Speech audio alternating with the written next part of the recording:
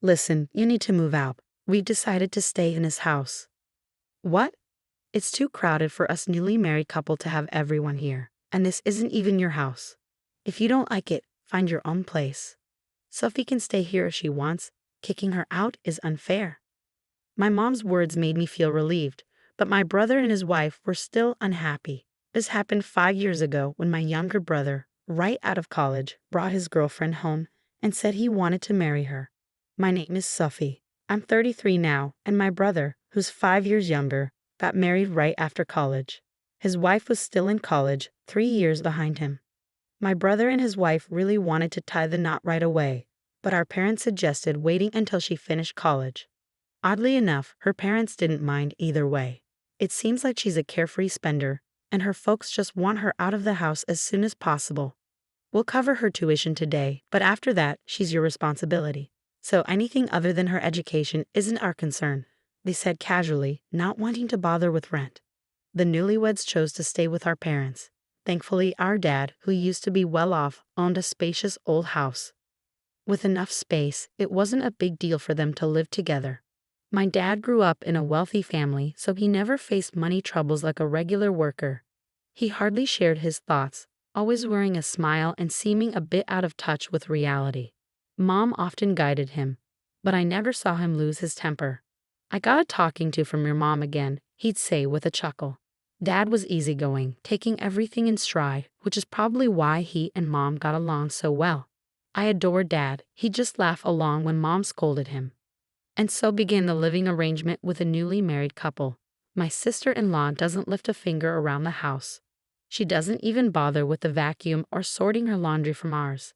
Cooking? Forget about it. She waits for Mom or me to make meals. You could pitch in a bit, you know. I finally snapped, only to be accused of picking on her. "You're intimidating, sis. Maybe that's why you're still single at your age," she quipped, giggling. My brother just joins in her laughter. "At least do your own laundry. Isn't it embarrassing to have someone else wash your underwear, sis?"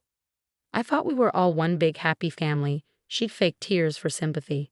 My brother always took her side in moments like these. "Sophie, just because Emily is young and cute, don't get jealous and bully her. We're not here to be your servants. Living together means following some rules. Emily's a student, her main focus should be on her studies. We're family, so we should be able to cooperate, right?" He said this without any hint of remorse.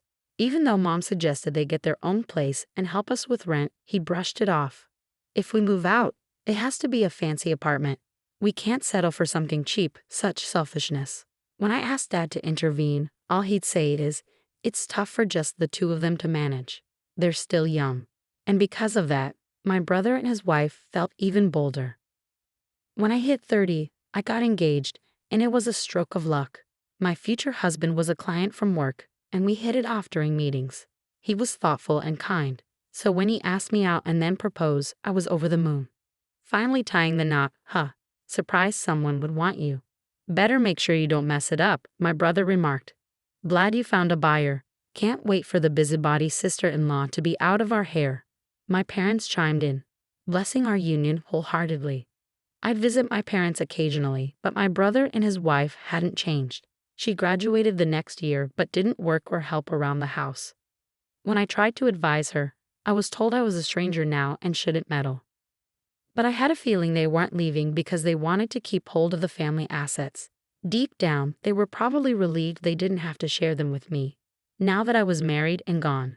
However, leaving doesn't mean I forfeited my rights to inherit. My brother and his wife probably understand this, but now that I'm not around, they might feel they can do as they please. When the time comes, I'd gladly give up my inheritance if they take good care of our parents and the house. But for now, I don't see any signs of that happening. About 2 years later, my father's health deteriorated, and he was in and out of the hospital. I pitched in with his care, visiting him as often as I could, but my brother and his wife seemed unconcerned. My father started mentioning his $20 million inheritance, and every time I visited, I noticed my sister-in-law sweet-talking on my father's side, saying, "Hey sis, I'd love to help out too, but Mom handles everything, and I never get the chance." "But you never showed interest in that before, did you?" "That's not entirely true, but don't you think Mom might be trying to keep us out of the loop to control the inheritance? Our parents are really close, and I think Mom wants to handle everything herself. I don't think she's thinking about it that way. Really? So you believe we'll get a fair share when Dad passes? Stop it. Don't talk about such unlucky things. Dad's still with us. I'm really frustrated with my brother and his wife, who seem to only care about money. But it's unclear if my father actually has that much wealth. While her family used to be well off, my father is just a regular salaryman. I can't imagine he has that much saved up. A year later, my father passed away. I hurried to the hospital as soon as I heard his condition had worsened suddenly, but when I arrived, he was already gone. The only solace was seeing how peaceful his face looked. I'm sure he was smiling, being looked after by Mom until the end. You're smiling, right, Dad? You were carefree till the very end. My husband left work early to join me, but my brother and his wife didn't show up at the hospital. When I reached out to my brother, he calmly responded, "If he's already gone, what's the point of rushing there?" My brother and his wife didn't seem to be grieving at the funeral. They were laughing and chatting. Right after the funeral, my brother wasted no time bringing up the topic of inheritance. As a couple, we'll inherit the $20 million from Dad. What? What do you mean? Did both you and Mom give up your shares? Can't we discuss this after the 49th day memorial? The funeral just happened today. Normally, it's better to settle financial matters later. We live in this house as a couple, and I'm the eldest son, so the inheritance is rightfully ours. Bringing this up right after Dad's passing didn't sit well with me. I didn't particularly care about the money, but it angered me that my brother assumed I'd agree with him. Fine, but in return you better take good care of Mom. Who would believe such words? My mother spoke before I could object. It's fine, dear. Arguing about this won't do any good, especially now. But Dad had just passed, and Mom was clearly feeling down. I couldn't just let it slide. This isn't something to decide right now. Let's head home for today, my husband, who had been quietly listening, intervened. I held back until now, but my husband couldn't stand it any longer. That's when we decided to leave. It doesn't feel right, especially after Dad's passing. I understand your feelings, but right now, I'm more worried about your mom. She's usually so strong, but she seems really down. I'm really worried about her too. I couldn't help but wonder why Mom agreed with my brother's stance so easily. Was she swayed by him and his wife? Mom and Dad were always a strong couple. Losing Dad must have hit her hard. Honestly, I'd rather be reminiscing about Dad right now. But my anger towards my brother is clouding everything. Since then, my brother and his wife kept bringing up renouncing the inheritance, but I refused to discuss it until after the 49th day. When the time came, they wasted no time bringing it up again. But once more, Mom urged me to give it up. If Mom says it's okay, then it must be okay, right? Are you sure about this? Won't you regret it later on? After all, Emily is Dad's daughter, so don't worry. Well, yeah, she's your wife. That's not what I meant. I meant she has a right to inherit. At this point, Emily's practically been adopted by our parents. What? I was stunned. When I glanced at Mom, she simply nodded. Adoption by in-laws isn't exactly unheard of, right? It's not common for a bride to be adopted, especially not a son-in-law. If Emily inherits, we'll pay less in inheritance tax than if I were the sole heir. I was shocked that he had thought about it so deeply, wondering when he started planning this. Even more surprising was that Mom agreed. And then they asked me to renounce the inheritance. Maybe Mom, being a mother now that Dad's gone, was worried about the future. But if it's Mom's decision, I suppose I can't argue. So I decided to send in the inheritance renunciation document. I don't want to argue about money anymore. Luckily, my husband isn't one to fuss over it, and he trusts me to make the decision about the inheritance. If renouncing it means Mom can live peacefully from now on, then it's the best choice. About a month later, my sister-in-law called me. It looks like your mom is losing her memory. What? But she's always been so tidy. The house must be a disaster if she's not cleaning. It was hard to believe my mom, who was usually meticulous about cleanliness, could leave laundry lying around and not bother to clean. And after she's just eaten, she yells at me, "I'm hungry. Are you trying to starve me? Can you imagine?" And I'm the one cooking for her. She's turned into a completely different person. Is it true? Have you taken her to the hospital? It seems unbelievable. She gets aggressive when I try to get her out, and it's embarrassing to be seen with her in public. Sam thinks I should just let her be, but but I'm the one dealing with her all day and I'm at my wit's end. Honestly, I'm tired of it. So I decided to stop by my parents' house on my way home from work. I was speechless at the sight of my mother, who looked unrecognizable. She was sitting on her bed in dirty pajamas, hair unkempt, with vacant eyes. It's only been a month, but she's changed so much. It's clear she's not herself. Mom, you know who I am, right? What's happened to you? Who are you? My mother asked, tilting her head. This can't be real. I mean, look at her. She should be sitting, right? What's happening? And the room is a mess. How did it get this bad? Well, I don't know about all that, but you guys promised to look after Mom, didn't you? Taking care of an elderly woman isn't part of the agreement. There's no written contract when it comes to caring for parents. What are you talking about? In that case, dear sister-in-law, it's your turn to take care of her. I was going to do that without being asked. Let's go home, Mom, I said, attempting to lead her. But she stubbornly resisted. She wouldn't budge, shaking off my hand. Even when I tried to pull her, she clung to the bed, refusing to move. What's happened to you, Mom? I had no choice but to back off that day. Even when my husband and I returned the next day to fetch her, she still adamantly refused to move. I want to be with your father, she cried. It was hard to believe my mother had become like this. I have a job and can't visit her every day. That's why I want her to come to my house. But she refused to leave her old home. Sometime later, I received a call from my younger brother. Sis, we've moved. Really? Where to? Did you take Mom with you? I wouldn't drag around an elderly woman. She's just a burden. Sam, what's wrong with you? Mom mentioned Dad's valuable securities are in the safe deposit box. If we sell the house, we'll get around $20 million. What? It'll be a problem if Mom stays in that house forever. So sis, get Mom out of there as soon as possible. I'm relying on you. Wait, hold on. What are you saying?